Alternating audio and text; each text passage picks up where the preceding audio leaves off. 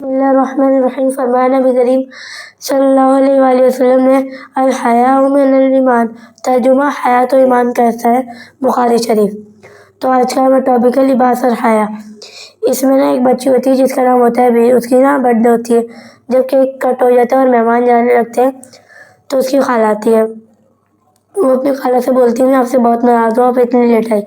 تو اس کی خالہ بولتی ہے کہ میں آپ کے لیے ایسا گفٹ لائی ہوں جس کو دیکھ کر آپ خوش ہو جاؤ گی۔ تو ابیر بولتی ہے اچھا۔ پھر جب ابیر اپنے کمرے میں جاتی ہے تو اس کا پورا کمرہ گفٹ سے بھرا ہوا ہوتا ہے۔ گفٹ دیکھ کر وہ خوش ہو جاتی ہے۔ پھر جب وہ کھولتی ہے گفٹ تو اس میں سے ایک باربی ڈال بھی نکلتی ہے۔ جب وہ باربی ڈال کے کپڑے دیکھتی ہے اور باربی ڈال کو دیکھتی ہے تو وہ اپنی مما سے کہتی ہے دیکھو مما کتنی اچھی یہ باربی ڈال ہے۔ تو اس کی مما کہتی ہے ہاں۔ تو اب وہ اپنی مما سے کہتی ہے کہ آپ میرے کو اس کے جیسے کپڑے دلوا دے یا بنوا دے۔ تو ان کی مما جب تو کچھ نہیں بولتی۔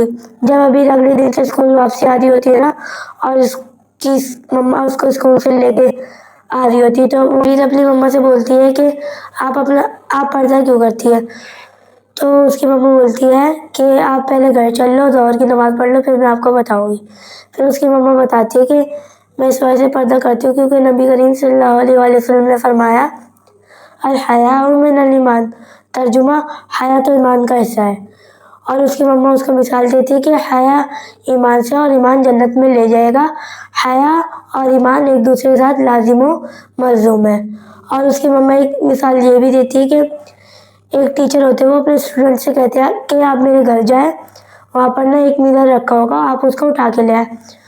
لیکن اس اسٹوڈنٹ کو ہر چیز دو دکھتی ہے تو وہ اپنے ٹیچر سے آ کر بولتے ہیں کہ وہاں پر تو 2 میرر رکھے ہیں۔ تو اس کے ٹیچر بولتے ہیں کہ آپ ایک میرر اٹھا لیں اور ایک میرر توڑ دیں۔ جب وہ ایک میرر توڑتا ہے تو دوسرا بھی خود ٹوٹ جاتا ہے۔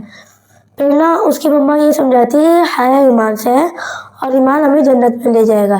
اس سے ہمیں یہ سمجھ آتا ہے کہ جو ماڈرن ڈریسز ہیں ہمیں وہ لینے نہیں چاہیے جس میں ستر ہمارا ظاہر ہو، جیسے لڑکوں کا ناف سے لے کر گھٹنوں تک سمیت اور لڑکیوں کا پوری باڈی سوائے ان باڈی پارٹس کے علاوہ جو نماز میں ظاہر ہوتے جیسے ہاتھ، یہ چہرہ اور پاؤں۔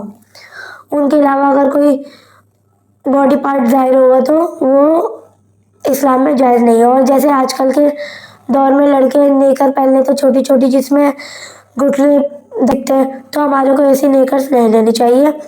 اس سے مجھے یہ سمجھ میں آیا اور جو آپ کو سمجھ آیا وہ کمنٹ سیکشن میں ضرور بتائیں۔ لائک کریں، سبسکرائب کریں تاکہ یہ دین کا کام دوسروں لوگوں تک پہنچ سکے اور دین اسلام عام ہو سکے۔ جزاک اللہ خیرہ۔